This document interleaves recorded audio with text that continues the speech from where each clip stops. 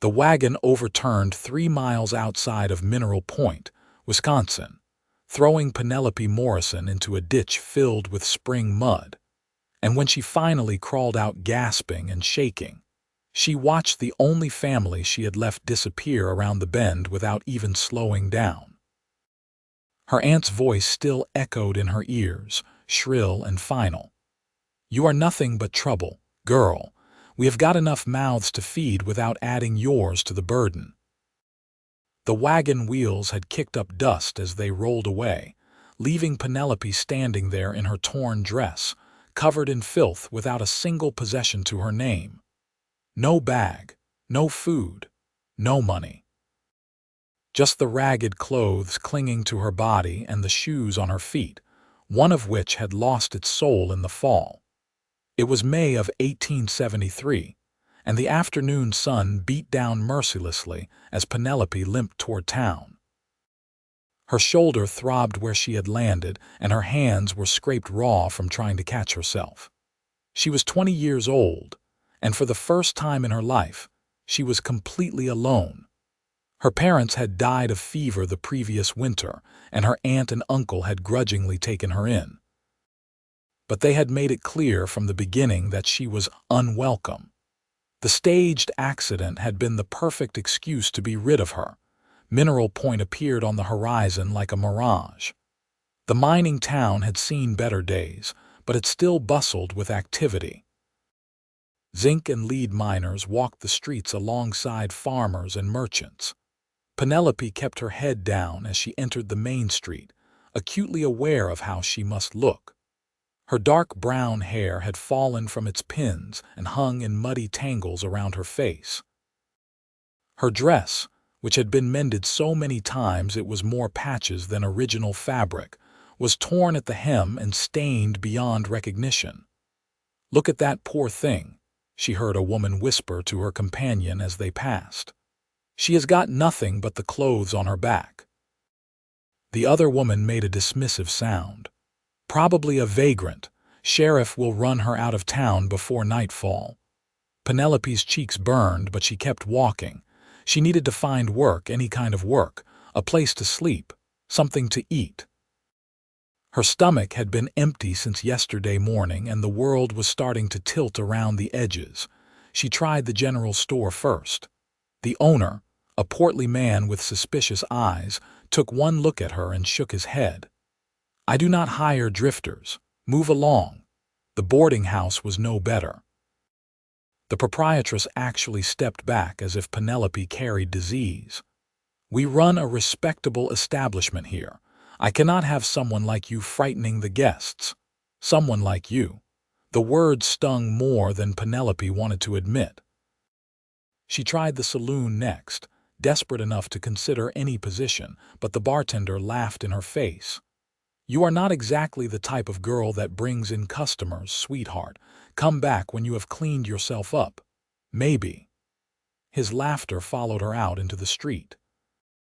By the time the sun began to sink toward the horizon, Penelope's legs were shaking. She had tried every business, every shop, every possible source of employment. No one would even give her a chance. The shoes that remained on her feet had rubbed blisters that now bled with each step. She found herself at the edge of town, near where the buildings gave way to wilderness, and simply could not walk any further. There was a small covered area behind the livery stable, really just a lean-to shelter for storing hay. Penelope crawled into it, her body finally giving out. She curled up in the corner, pulling loose hay over herself for warmth as the temperature began to drop. Tears leaked from her eyes, but she was too exhausted even to sob. This was how it would end, she thought. She would simply disappear, another forgotten soul in a hard land. She did not remember falling asleep, but she woke to the sound of voices nearby. Dawn light filtered through the gaps in the wooden slats, pale and cold. "Elijah, you are sure you do not need an extra hand? I could use the work." That was the livery owner, his voice wheedling. "I work alone, Tom." "You know that." The second voice was deep, resonant, with a quality that seemed to rumble up from somewhere primal. "Just need to get my supplies and I will be on my way. You have been coming down from that mountain of yours more often lately, getting lonely up there." The mind does not work itself. There was no humor in the response, just statement of fact. Penelope shifted slightly, trying to see through the gaps in the wood. Her movement must have made a sound because suddenly both men went quiet. What was that? Tom's voice had gone sharp with concern. "Probably a cat. You have got mice in your storage." "I do not have mice. I keep a clean establishment." Footsteps approached the lean-to, heavy and deliberate. Penelope's heart hammered in her chest. She tried to make herself smaller, but there was nowhere to hide. The door to the shelter swung open, flooding the space with light, and she found herself staring up at the largest man she had ever seen. He stood well over 6 feet tall, with shoulders so broad they nearly filled the doorway. His hair was dark brown, almost black, and hung past his shoulders in thick waves. A full beard covered the lower half of his face, but it could not hide the sharp angles of his jaw. His arms, bare beneath rolled-up sleeves, were corded with muscle that spoke of years of hard physical labor.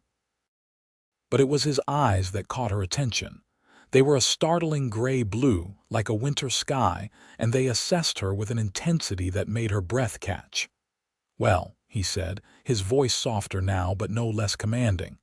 "Tom, you have got a person in your hay shed." "What?" Tom pushed past him and let out a startled oath. "You are the girl from yesterday. I told the sheriff about you. You cannot just sleep wherever you please. This is private property." Penelope tried to scramble to her feet, but her legs would not cooperate. "I am sorry. I was just so tired. I will leave right now. Please do not call the sheriff.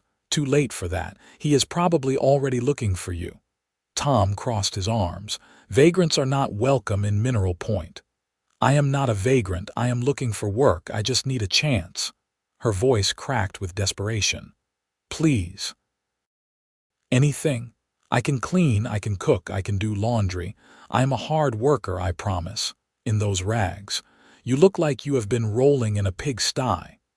Tom shook his head. "Get out of here before I have you arrested for trespassing." Penelope finally managed to stand, though she had to brace herself against the wall. The world swayed dangerously.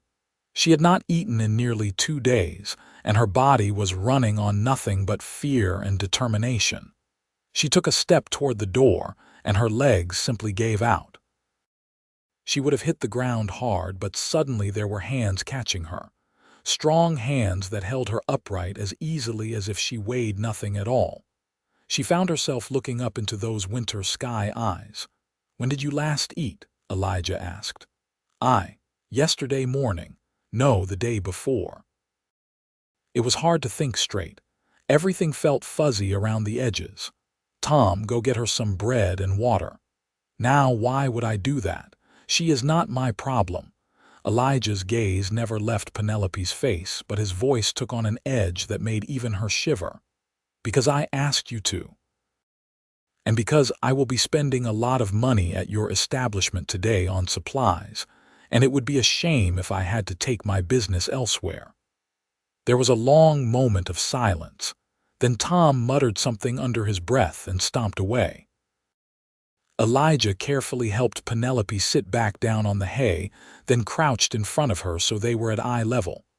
"What is your name?" "Penelope Morrison." "Where did you come from?" "Penelope Morrison." "Ohio, originally." "But my parents died and my aunt and uncle were bringing me west with them. She swallowed hard. They decided they did not want me anymore, threw me from the wagon outside of town." His expression did not change, but something flickered in those eyes. "You have got no one." "No one."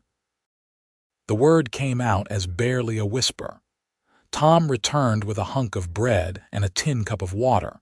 He thrust them at Penelope with obvious reluctance. She took them with shaking hands, forcing herself to eat slowly even though every instinct screamed at her to wolf it down.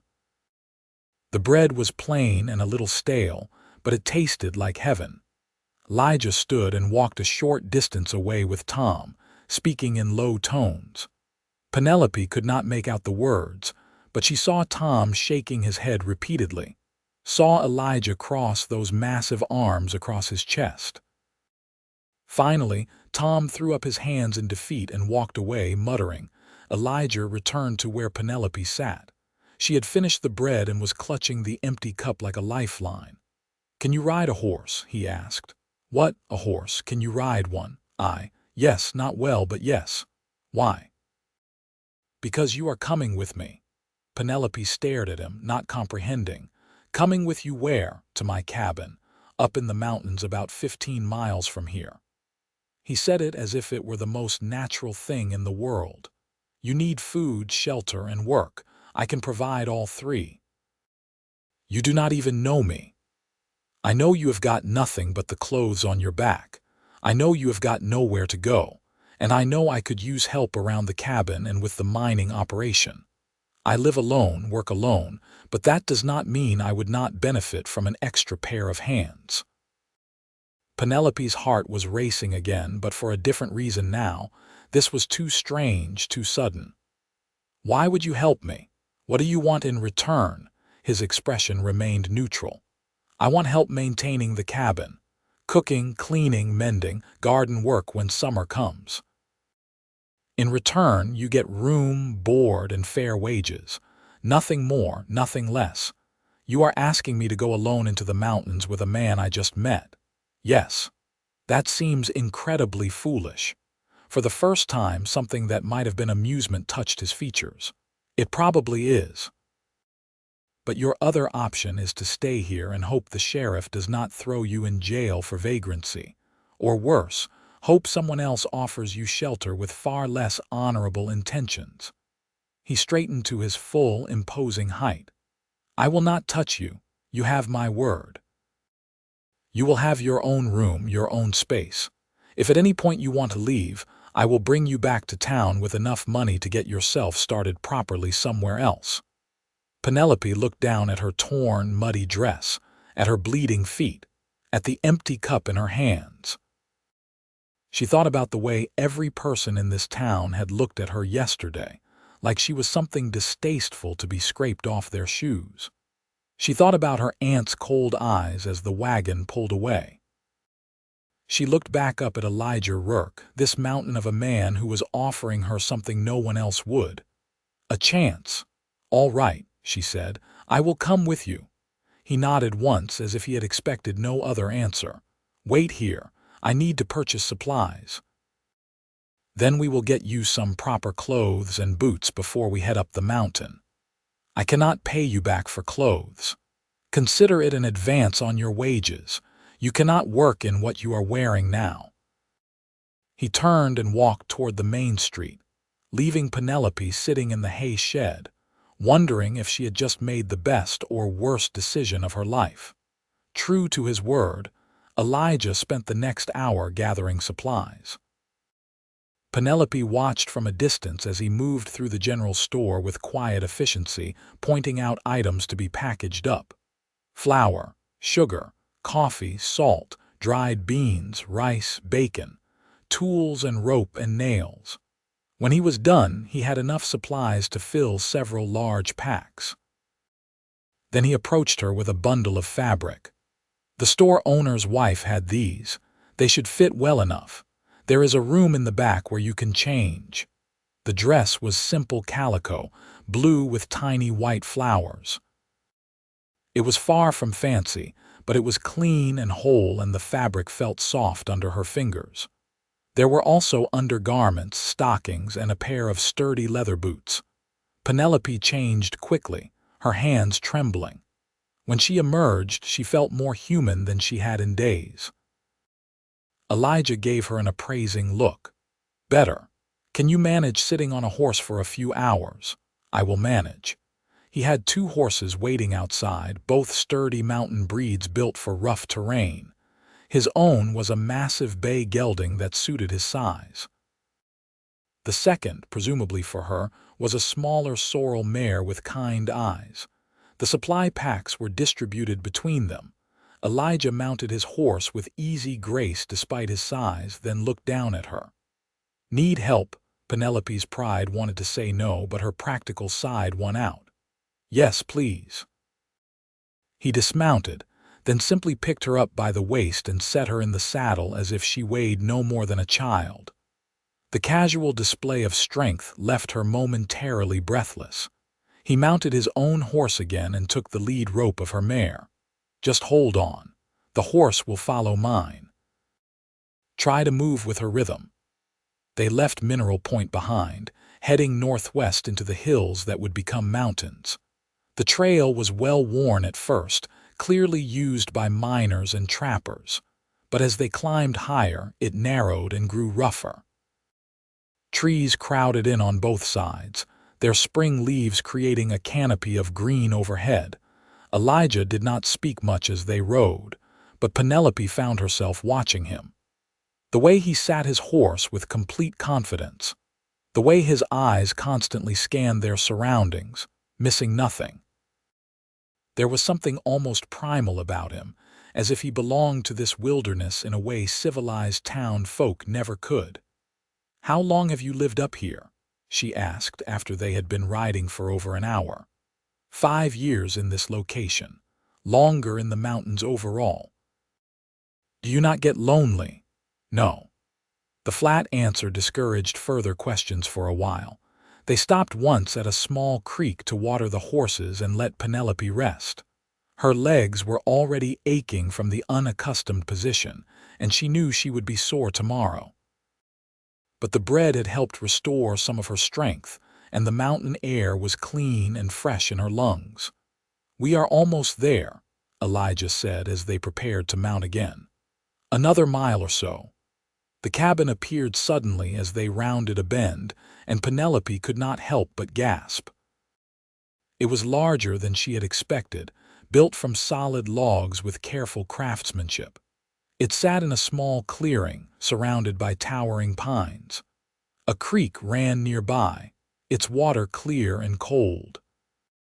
Behind the cabin, the mountain rose steeply, and she could see what looked like a mine entrance cut into the rock face.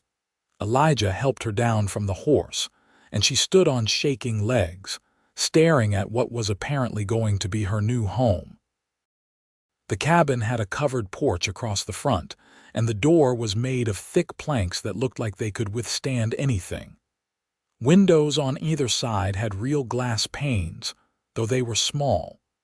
"Come on," Elijah said, shouldering the supply packs as if they weighed nothing. "I will show you inside." The interior of the cabin was dim after the brightness outside, but as her eyes adjusted, Penelope was surprised by what she saw. The main room was spacious, with a large stone fireplace taking up most of one wall. A sturdy table with 4 chairs sat in the center. Shelves lined another wall, filled with tools, dishes, and supplies. Everything was neat and organized, not at all what she had expected from a man living alone in the wilderness. "Your room is through there," Elijah said, nodding toward a door on the right side of the cabin. "I sleep in the loft." He pointed to a ladder leading to an open area above. "Kitchen area is over there by the fireplace. Food is stored in that chest and in the root cellar outside. Help yourself to whatever you need." Penelope moved to the door he had indicated and pushed it open. The room beyond was small but clean, with a narrow bed, a chest for storage, and a single window looking out over the forest. It was simple, spare, but it was more than she had dared hope for. "It is perfect," she said softly. "I will bring your things in." He paused. "Actually, you do not have any things, do you?" "No, just what I am wearing." He set down the packs he was carrying. "Then I will show you where everything is so you can get oriented. We will eat something and then I need to go check the mine. You should rest." "You look like you are about to fall over." He was right. Now that the fear and adrenaline were wearing off, exhaustion was crashing over her in waves, but she forced herself to pay attention as he showed her around. The root cellar was dug into the hillside behind the cabin, packed with potatoes, carrots, and other vegetables that had survived the winter. The smokehouse held bacon and dried venison. There was a chicken coop with half a dozen hens, a small barn for the horses, and a workshop area with tools and equipment. "I have been meaning to start a proper garden," Elijah said as they walked back toward the cabin. "But I have not had time. If you know anything about growing vegetables, that would be useful." "My mother had a garden. She taught me," he nodded. "Good. We can discuss that later." Inside, he put together a simple meal of fried bacon, eggs from the chickens, and bread he must have baked himself. Penelope ate slowly, her shrunken stomach protesting the sudden abundance. She caught Elijah watching her a few times, but when their eyes met, he looked away. "Go rest," he said when they were done. "I will take care of the dishes. We can talk more about your duties tomorrow." Penelope did not argue. She retreated to her small room, closed the door, and collapsed onto the bed. The mattress was stuffed with straw and not particularly comfortable, but after sleeping on the ground and in a hay shed, it felt like luxury. She was asleep within minutes. She woke to darkness and the smell of something cooking. For a moment she was disoriented, not remembering where she was. Then it all came rushing back. The wagon, the town, Elijah. The cabin. She got up and opened her door. Elijah was at the fireplace, stirring something in a large pot. He looked over at her approach. "I thought you might sleep through until morning. It is nearly 8 o'clock. I am sorry. I did not mean to sleep so long. You needed it." He ladled stew into 2 bowls. "Come eat." They sat at the table, and Penelope realized this was the first real meal she had eaten in days. The stew was simple but good, thick with venison and vegetables. She ate every drop, then accepted a second serving. "Thank you," she said quietly, "for all of this. I know I have already said it, but I need you to know how grateful I am." Elijah was quiet for a long moment, his eyes on his bowl. When he spoke, his voice was measured. "I do not do charity, Penelope. You will earn your keep here. The work will not be easy. I understand. I want to work. I want to be useful. Then we will get along fine." He stood and began clearing the dishes. "There is a wash basin and pitcher in your room. Water from the creek is safe to drink. Outhouse is behind the cabin, clearly marked. Do not go wandering off into the woods, especially not at night. There are bears and wolves up here. I will be careful." "Good." He moved to the fireplace, stoking the fire. "I will leave you to your evening. If you need anything, just call up to the loft. I am a light sleeper." Penelope retreated to her room again, this time taking the time to really look around. Someone, probably Elijah, had left a candle and matches on the chest. She lit it, casting warm light around the small space. There was a wash basin, as he had said, and a towel that appeared to be clean. She used the water to clean her face and hands, washing away the last of the mud and dirt. As she prepared for bed in the simple cotton nightdress that had been included with the clothes, she found herself thinking about the man in the other room. Elijah Rourke was an enigma. Gruff and solitary, yet he had shown her more kindness in one day than her own family had in months. He was imposing and intimidating with his size and his silence, yet she did not feel afraid of him. If anything, she felt safer than she had in a long time. She blew out the candle and climbed into bed, listening to the sounds of the cabin settling around her. Somewhere above, she could hear the faint creak of the loft floor as Elijah moved around.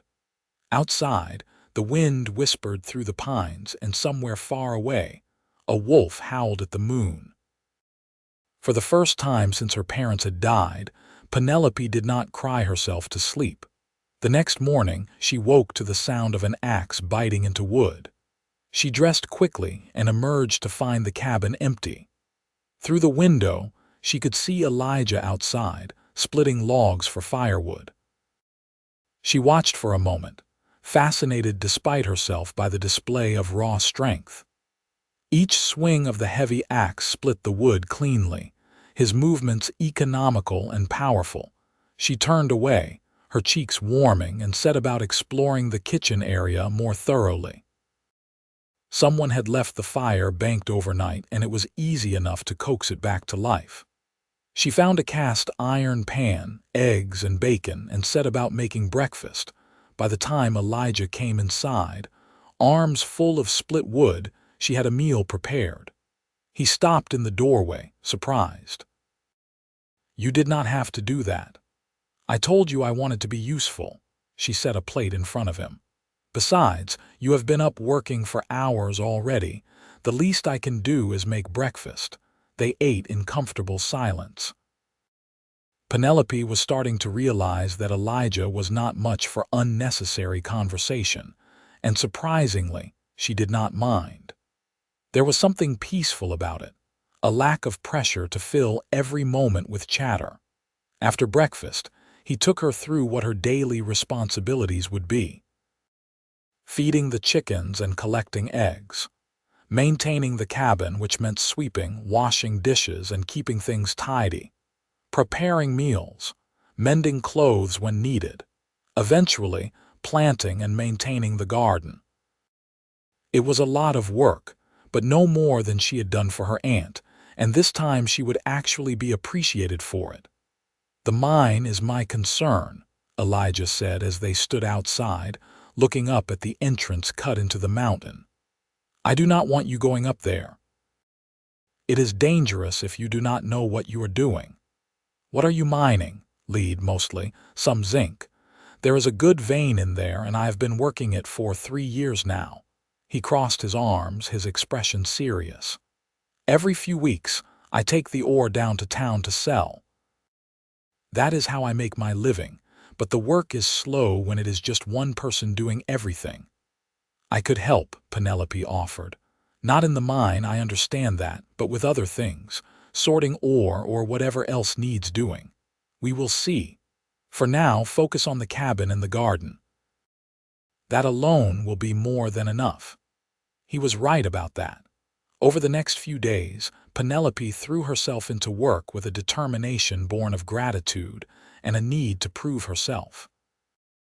She scrubbed the cabin from top to bottom, organized the supplies, mended holes in Elijah's clothes that he had been ignoring for months. She learned the temperament of each chicken, figured out which hens were the best layers.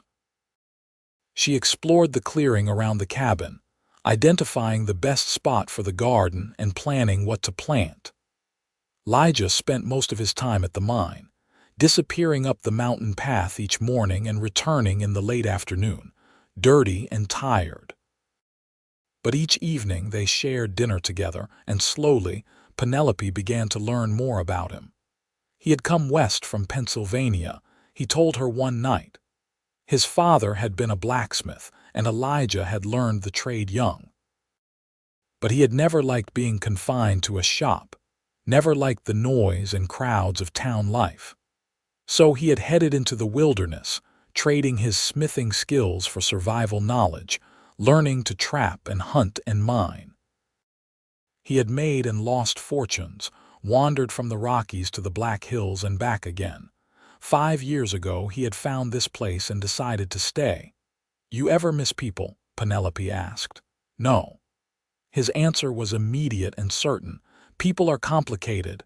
They want things, expect things. Out here, life is simple. You work, you survive, you do not have to pretend to be something you are not." "But everyone needs someone," she said softly. He looked at her then, really looked at her, and something in his expression made her breath catch. "Maybe.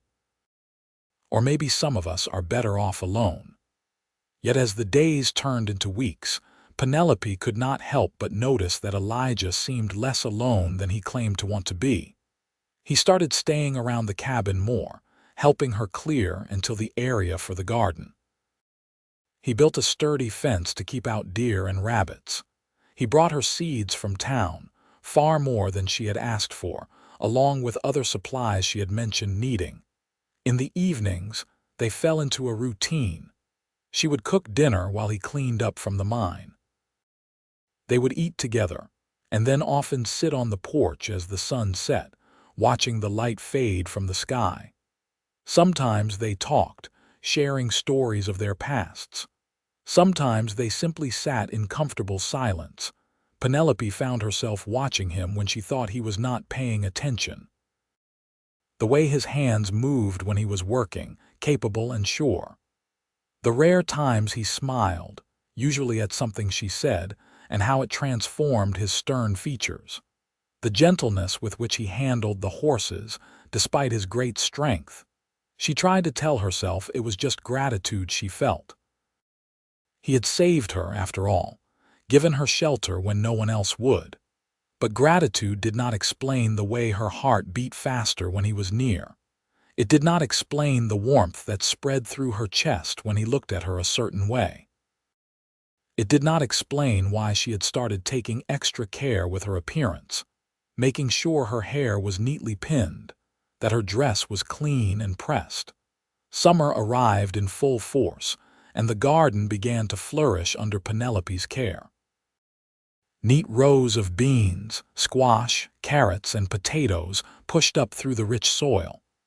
She planted herbs near the cabin door, their fragrance filling the air on warm afternoons. The chickens thrived, producing more eggs than 2 people could possibly eat, so she learned to preserve them in lime water for winter. One particularly hot July afternoon, Penelope was weeding the garden when she heard voices coming from the direction of the trail. She stood, shading her eyes, and saw Elijah coming down from the mine. He was not alone. 3 men were with him, rough-looking individuals with hard eyes and weapons visible at their belts. She felt a chill despite the heat and moved toward the cabin. Elijah saw her and shook his head slightly, a warning. She understood and stayed where she was, but her heart was pounding. "Like I said," one of the men was saying loudly, "we are just looking for a place to rest for the night. Heard there was a cabin up here. Did not realize it was occupied." "It is occupied," Elijah said flatly, "and I do not take in strangers. There is a camp about 5 miles south where travelers usually stop. 5 miles is a long way when a man is tired." The speaker was tall and lean, with a scar running down one side of his face. His eyes found Penelope and lingered. "Besides, seems like you have got company yourself. Pretty little thing, your wife, none of your concern." Elijah's voice had gone cold as winter ice. "You need to leave, now. That is not very hospitable." The scarred man took a step toward Penelope, and suddenly Elijah was between them, his massive frame blocking the way. "I said leave." The tension stretched tight as a wire. The other 2 men had their hands on their weapons, but they were looking at Elijah with uncertainty. He was bigger than any of them, and there was something about the way he stood, calm and utterly unafraid, that gave them pause. Finally, the scarred man laughed, though it sounded forced. "Easy, friend. We are going. No need to get violent." He backed away slowly, his companions following. "But you might want to be more careful. Pretty thing like that, all alone up here with just 1 man. People might talk." They disappeared down the trail, but Elijah did not move until the sound of their footsteps had faded completely. Then he turned to Penelope. "Go inside. Stay there until I come back." "Where are you going?" "To make sure they actually leave." He strode to the cabin and emerged moments later with a rifle. "Bar the door behind me. Do not open it for anyone but me." He was gone before she could protest, moving down the trail with surprising silence for a man his size. Penelope did as he said, barring the door and then standing by the window, watching anxiously. The minutes crawled by with agonizing slowness. It was nearly dark when she finally heard his distinctive knock. She unbarred the door and he stepped inside, the rifle still in his hand. "They are gone," he said. "I followed them all the way to the main trail and watched them head east, but I do not trust them." For the next few days, I want you to stay close to the cabin. Do not go anywhere you cannot see the front door. You think they will come back. I think men like that are always looking for easy opportunities. As long as we do not give them one, we will be fine. He set the rifle by the door within easy reach. I am sorry you had to see that. You protected me, Penelope said softly. There is nothing to apologize for. His eyes met hers, and the intensity in them made her pulse quicken. I will always protect you, he said, and it sounded like a vow. That night, Penelope lay awake long after she had gone to bed, thinking about those words, about the way he had stood between her and danger without hesitation, about the way he looked at her sometimes when he thought she was not paying attention, about the fact that she could no longer pretend what she felt was simple gratitude. She was falling in love with Elijah Rourke. The realization should have terrified her. She had known him for less than 3 months. He was a solitary mountain man who had made it clear he preferred being alone. She was living in his cabin only because he needed help, nothing more. Getting emotionally attached was foolish, potentially heartbreaking, but the heart, Penelope was discovering, did not much care about logic. Over the following weeks, she found it harder and harder to hide her feelings. Every time he smiled at something she said, every time his hand accidentally brushed hers, every time he did something thoughtful without being asked, it made her chest ache with longing. She wanted to tell him, but fear held her back. What if he did not feel the same way? What if her confession drove him away, made things awkward? She could not bear to lose the life she had built here, the peace and purpose she had found. August arrived with thunderstorms that rolled through the mountains almost daily. One afternoon, Penelope was hurrying to get the laundry off the line before the rain started when she slipped on the wet grass. She went down hard, crying out as pain shot through her ankle. Elijah, who had been working nearby, was at her side in seconds. "What happened?" "I twisted it. I am fine." She tried to stand and nearly fell again. Without a word, he picked her up, cradling her against his chest as if she weighed nothing. The now familiar display of strength made her dizzy, or maybe that was just his proximity. She could feel the solid warmth of him, smell the clean scent of pine and leather that always seemed to cling to him. He carried her inside and set her carefully on a chair, then knelt to examine her ankle. His hands were gentle despite their size, probing carefully to assess the damage. "It is not broken," he said finally, "but you have sprained it badly. You need to stay off it for at least a few days. But the garden, the chickens, the cooking. I can handle all of that. You need to rest and let it heal." He looked up at her, and their faces were suddenly very close. "You are no good to me if you are injured." "Is that all I am?" The words slipped out before she could stop them. "Good to you." Something flickered in his eyes. "What do you mean?" She should have backed down, laughed it off, made a joke. Instead, she found herself meeting his gaze steadily. "I mean, is that all this is to you? An arrangement, me working, you providing shelter." Elijah stood abruptly, putting distance between them. He turned away, his shoulders tense. For a long moment he did not speak. "What else would it be?" he finally said, but his voice was strained. "I do not know, maybe something more." Her heart was hammering so hard she thought it might break through her ribs. "Maybe it does not have to be just an arrangement, Penelope." He still would not look at her. "You do not know what you are saying." "I know exactly what I am saying. I am saying that over these past months, this has stopped feeling like work to me. This feels like home, and you—" She took a shaky breath. "You feel like more than just an employer. You should not feel that way."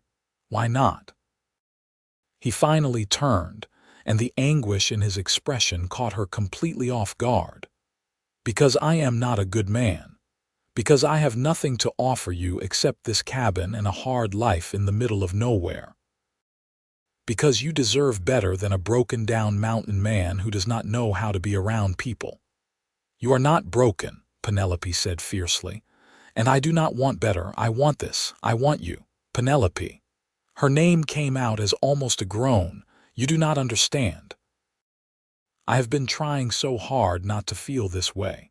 You came here with nothing, vulnerable and scared, and I told myself I was just helping someone in need. But then you smiled at me over breakfast one morning, and I felt something I had not felt in years. And every day after that, it got worse.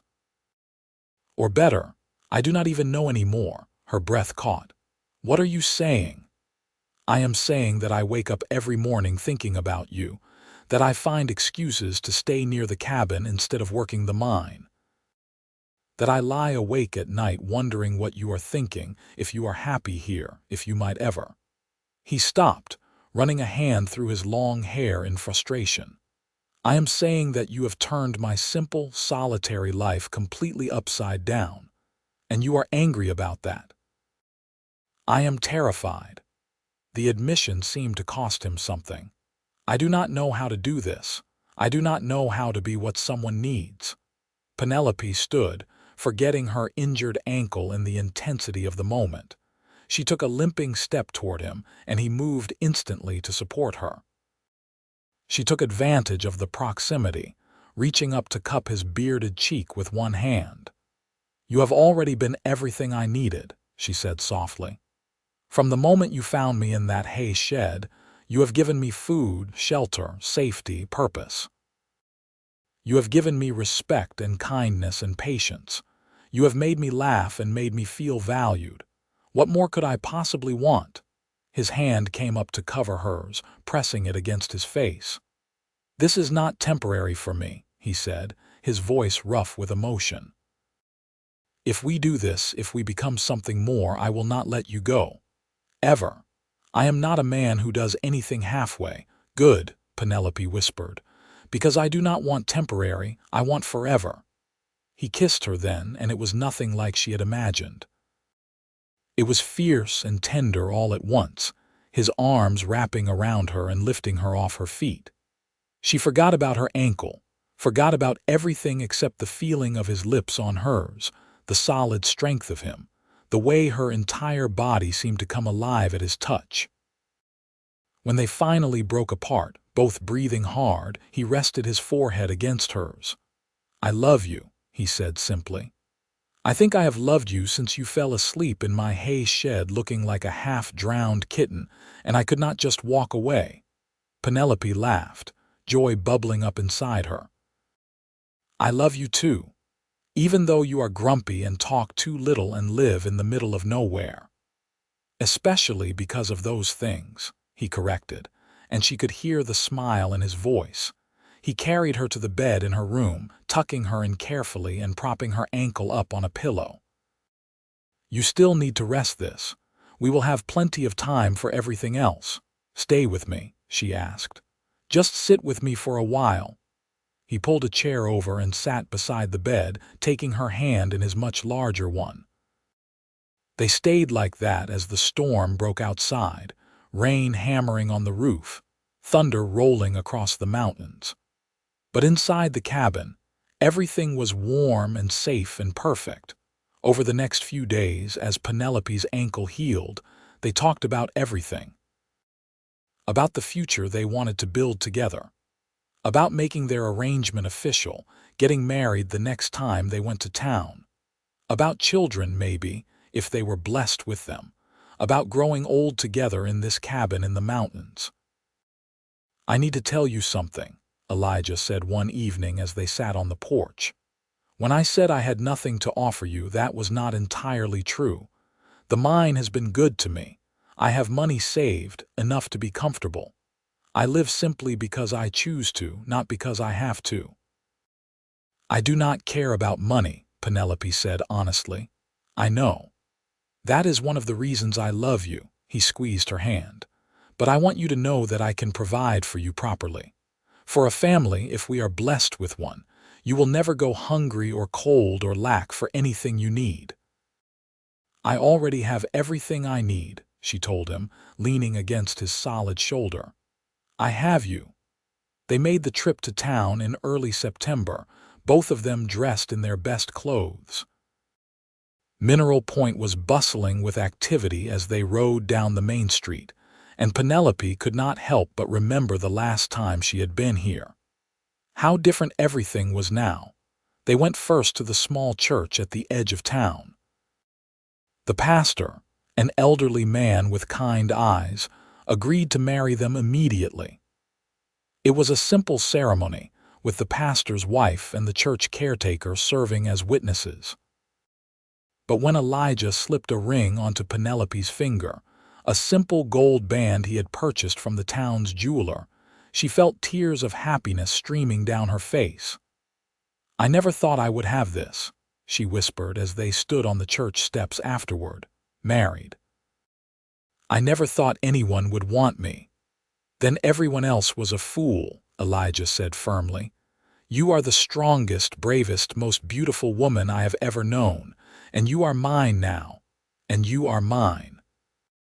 They spent the night at the boarding house, the same one that had turned Penelope away months ago. The proprietress did not seem to recognize her, clean and well-dressed and happy. Penelope did not bother to remind her. In the privacy of their room that night, Elijah was gentle and patient, making sure Penelope felt safe and cherished. It was her first time, and he seemed to understand without being told, taking his time, whispering words of love and reassurance. When they finally came together, it felt like the most natural thing in the world, two pieces that had always been meant to fit together. Afterward, she lay in his arms, tracing idle patterns on his muscled chest. "I cannot believe this is real," she murmured, "that I am actually this happy." "Get used to it," he rumbled, his voice drowsy and content. "Because I plan to make you this happy every day for the rest of our lives." They returned to the cabin the next day, but it felt different now. It was not just Elijah's cabin anymore or a place where Penelope worked. It was their home, the foundation of the life they were building together. The autumn passed in a golden haze of happiness. The garden produced an abundant harvest, and Penelope spent long days preserving food for the winter. Canning vegetables, drying herbs, smoking fish that Elijah caught in the creek. He continued to work the mine, but he was home earlier each day, not wanting to spend any more time away from her than necessary.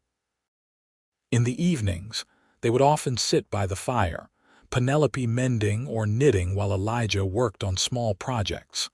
Sometimes he would read to her from the few books he owned. Sometimes they would simply talk about everything and nothing.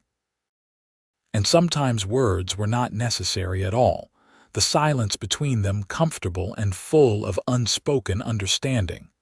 Winter came early that year, snow falling in thick curtains starting in October. The world outside the cabin became a landscape of white, beautiful and harsh. But inside, they were warm and well supplied. Elijah had cut enough firewood to last them through spring, and the root cellar was packed with food. It was in December, as the year was drawing to a close, that Penelope realized she had missed her monthly courses. She counted back carefully, her heart beginning to race with hope and a touch of fear. She watched Elijah over dinner that night, wondering how to tell him whether he would be happy. "You are being quiet," he observed. "Something wrong?" "No, nothing is wrong." She took a deep breath. "I think I might be with child." His fork clattered to his plate. For a long moment he just stared at her, his expression unreadable. Then slowly, a smile spread across his face, transforming his stern features into something almost boyish. "Truly, I think so. It is still early, but all the signs are there." He was around the table in 2 strides, pulling her up into his arms and spinning her around. "A baby, we are going to have a baby." "You are happy?" she asked, even though his reaction made it obvious. Happy does not even begin to cover it. He set her down carefully, as if she were made of glass. "You have given me everything, Penelope. A home, a purpose, love, And now this. I do not know what I did to deserve such blessings, but I will spend every day of my life trying to be worthy of them. The months that followed were both challenging and wonderful. Morning sickness plagued Penelope through the early weeks, and Elijah was beside himself with worry. He hovered over her constantly, insisting she rest, that she not overwork herself. She found it both touching and occasionally frustrating. "I am pregnant, not dying," she told him one afternoon when he tried to stop her from hanging laundry. "Women have been having babies since the beginning of time. I can still do my work." "But you should not have to," he argued. "You should be resting, taking care of yourself." "I am taking care of myself, and working helps me feel useful." She stood on her toes to kiss his cheek. "I promise I will tell you if I am doing too much, but you need to trust me to know my own limits." He grumbled about it but backed off, though she often caught him watching her with concern when he thought she was not looking. As winter gave way to spring, Penelope's belly began to round. She sewed new dresses to accommodate her changing shape, and Elijah built a cradle from smooth pine, carving it with careful attention to detail. They set it up in their bedroom, the room that had once been hers alone but was now theirs together. "Boy or girl?" Elijah asked one night, his hand resting on her swollen stomach as they lay in bed. "What do you think?" "I do not care," Penelope said honestly. "As long as the baby is healthy. A boy would be helpful, eventually, someone to teach the mining trade to. And a girl would be wonderful too. Someone to teach gardening and cooking," he chuckled. "Either way, our child will be incredibly spoiled. I can already tell." The baby came in early July, during a thunderstorm that rattled the windows and shook the cabin. Elijah had ridden to town 2 weeks earlier to bring back the midwife, Mrs. Henderson, and she had been staying with them ever since, waiting for the birth. The labor was long and difficult. Penelope had known childbirth would be painful, but nothing had truly prepared her for the reality of it. She gripped Elijah's hand so hard she thought she might break his fingers, but he never complained, never left her side. He wiped her forehead with cool cloths, murmured encouragement, held her when the pain became overwhelming. "I cannot do this," she gasped at one point, exhausted and hurting. "I cannot." "Yes, you can," Elijah said firmly. "You are the strongest person I know. You survived being abandoned with nothing. You climbed a mountain and built a life in the wilderness. You can do this." His faith in her gave her strength to push through. And finally, as dawn was breaking and the storm was clearing, a baby's cry filled the cabin. "A boy," Mrs. Henderson announced, holding up the squalling infant. "A big, healthy boy." She cleaned him quickly and wrapped him in a soft blanket, then placed him in Penelope's arms. The baby stopped crying immediately, his tiny face scrunching up as he looked at his mother. "Hello," Penelope whispered, tears streaming down her face. "Hello, little one." Elijah leaned over them both, his own eyes suspiciously bright. "He is perfect. You are perfect." He kissed Penelope's forehead gently. Thank you for this." They named him Ethan, which meant strong and enduring. It seemed fitting for a boy born in a mountain cabin during a thunderstorm. He had his father's dark hair and his mother's delicate features, and from the first moment, he had both of his parents completely wrapped around his tiny fingers. Elijah proved to be a devoted father. He would spend hours just holding Ethan, watching him sleep, marveling at every tiny movement. He built a sling so Penelope could carry the baby while she worked, and another so he could take Ethan with him on short trips around the property. He sang to his son in a surprisingly pleasant baritone, old songs his own father had taught him. "You are so good with him," Penelope said one evening, watching as Elijah rocked their son to sleep. "A natural father." "I was terrified I would not be," he admitted. My own father was not a warm man. I did not want to be like that. You are nothing like that. You are loving and patient and wonderful." The years passed with surprising speed. Ethan grew from an infant to a curious toddler to an energetic little boy. He had his father's love of the outdoors and his mother's quick mind. By the time he was 4, he was following Elijah everywhere, insisting on helping with chores, asking endless questions about everything. "Papa, why is the sky blue? Papa, where do the chickens come from? Papa, can I go in the mine with you?" "No, you cannot go in the mine," Elijah would answer patiently. "Not until you are much older and bigger, but you can help me sort the ore when I bring it down." When Ethan was 5, Penelope discovered she was pregnant again. This time the pregnancy was easier, perhaps because she knew what to expect. Their daughter was born in March, during the last snowfall of winter. They named her Emma, and she had her mother's brown hair and her father's striking gray-blue eyes. Ethan was fascinated by his baby sister, always wanting to hold her to help take care of her. "I will protect her," he declared seriously, "like Papa protects us." Elijah pulled his son into a hug. "That is exactly right. Family protects family, always." More years passed, filled with the ordinary joys and challenges of raising children and maintaining a home in the wilderness. The mine continued to be productive, providing well for the family. Elijah hired a few men to help with the heavy work, allowing him to spend more time at home. They expanded the cabin, adding another room for the growing children. Ethan, at 12, was already showing signs of growing into a man as large as his father. He had taken naturally to mining and spent his school breaks working alongside Elijah. Emma, at 7, was bright and curious, always asking to learn new things. Penelope taught her to read and write, to cook and garden, to sew and preserve food. One evening, as they all sat on the porch watching the sunset, Emma asked, "Mama, how did you and Papa meet?" Penelope exchanged a glance with Elijah, who smiled slightly. "That is quite a story," she said. "Tell us," Ethan urged. "We want to hear it."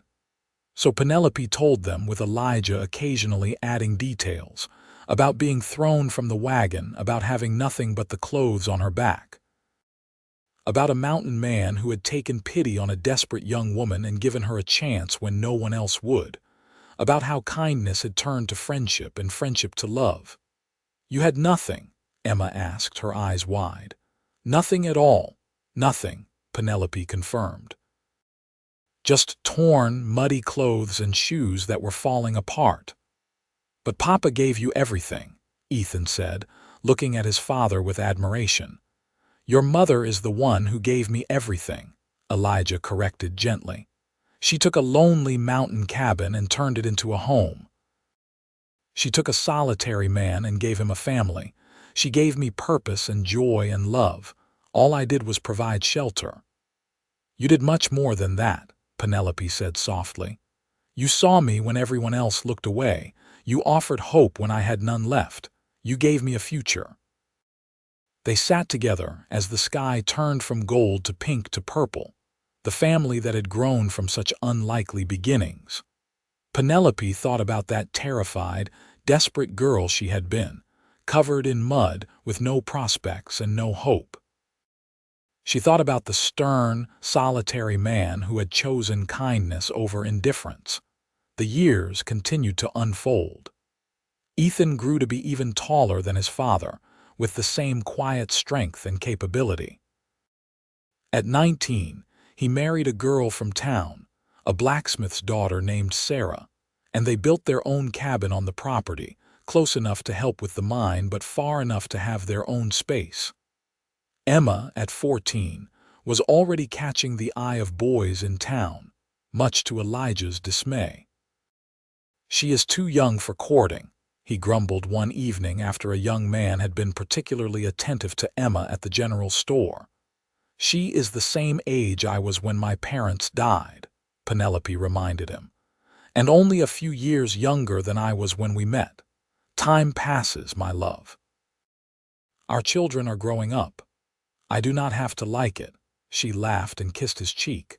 No, you do not, but you do have to accept it. Grandchildren came in time. Ethan and Sarah had 3 children, 2 boys and a girl. Emma eventually married a teacher who had come to Mineral Point to establish a school, and they had 2 daughters. The cabin that had once housed just Elijah now rang with the laughter of children and grandchildren, especially during holidays and family gatherings. Elijah's hair turned gray, then white, though he remained strong and active well into his 60s. Penelope's dark hair showed threads of silver, and lines of laughter marked her face. They still worked the mine, though Ethan had taken over most of the heavy labor. They still maintained the garden, with Emma's daughters often helping. They still sat on the porch in the evenings, watching the sun set over the mountains. "Do you ever regret it?" Elijah asked her one evening when they were alone, the family having gone back to their own homes. "Living up here so far from everything, you could have had an easier life in town." Penelope looked at him in surprise. "Regret it, not for a single moment. This is where I belong, with you. This is home. You never wanted more. A bigger house, fancier clothes, social gatherings. I have everything I need right here." She took his hand, still large and strong despite the years. "You gave me that. You gave me everything." "You had nothing but the clothes on your back," he said quietly, echoing the words that had been spoken so long ago. "I did not give you much to start with. You gave me everything that mattered: safety, purpose, love, a family, a future I never dreamed possible." She leaned against his shoulder, fitting perfectly into the space that seemed made just for her. "That day you found me in the hay shed was the day my life truly began." "Best day of my life," Elijah murmured, kissing the top of her head. "Finding you, deciding to take a chance on a muddy, stubborn woman who looked at me like I was her last hope. You were my last hope. And you were my first love, my only love, my forever love."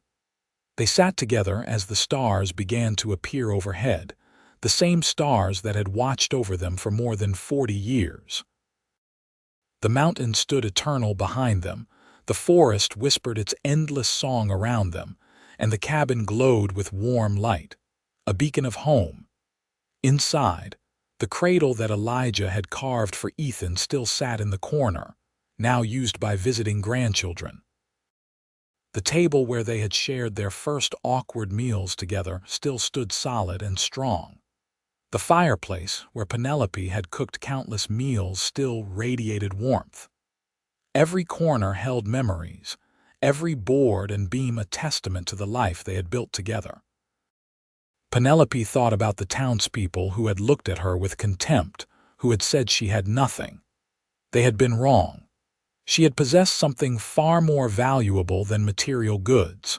She had possessed courage and determination and the will to survive. And when Elijah had offered his hand, she had possessed the wisdom to take it. In return, she had given him her trust, her love, her whole heart.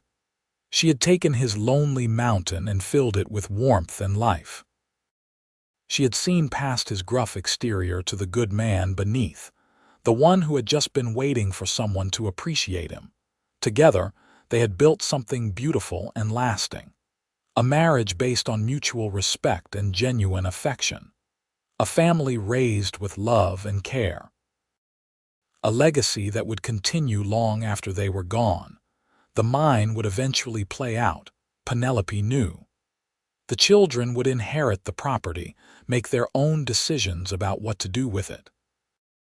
But the important things, the lessons of kindness and resilience and unconditional love, those would endure. "What are you thinking about?" Elijah asked, pulling her closer.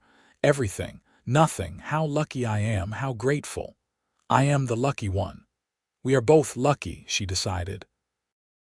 "Lucky that we found each other. Lucky that you were kind enough to help a stranger. Lucky that I was brave enough to accept." "Not luck," Elijah said firmly. "Destiny. You were meant to fall into that ditch. I was meant to be in town that day. We were meant to find each other." Penelope smiled. Elijah was not usually given to romantic notions, but every once in a while he surprised her. "I like that idea, that all of it, even the bad parts, was leading us to this." "Everything led to this," he agreed. "To you and me here together, and I would not change a single moment." As they finally stood to go inside for the night, Penelope took one last look at the clearing, at the garden she had tended for so many years, at the forest that had become as familiar as her own heartbeat. She thought about the girl she had been, desperate and afraid, with literally nothing but the clothes on her back. That girl would scarcely believe the life Penelope had now. The love she had found, the family she had raised, the home she had made. It had all started with one act of kindness from a solitary mountain man who had looked at her and seen not a burden, but a person worth saving. He had given her everything when she had nothing. And in return, she had given him everything she had. Her love, her loyalty, her whole life.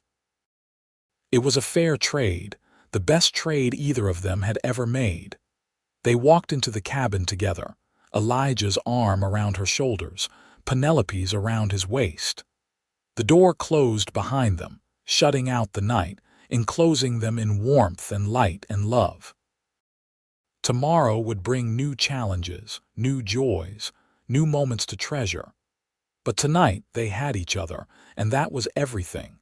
The mountain stood silent witness as it had for countless years. The stars wheeled overhead in their eternal dance. And in a small cabin in the Wisconsin wilderness, two people who had found each other against all odds settled in for another night together, grateful for every day they had been given, every moment they had shared. Penelope's last thought before sleep claimed her was simple and profound. She had been wrong that day in Mineral Point when people said she had nothing. She had been rich beyond measure because she had possessed the one thing that could never be taken away: hope. Hope had carried her through the darkest moment of her life. Hope had given her the courage to accept Elijah's offer. And hope had blossomed into a love that would last forever. She had started with nothing but the clothes on her back. But a mountain man had given her everything else she needed. And together they had built a life worth living, a love worth having, a legacy worth leaving. What more could anyone ask for?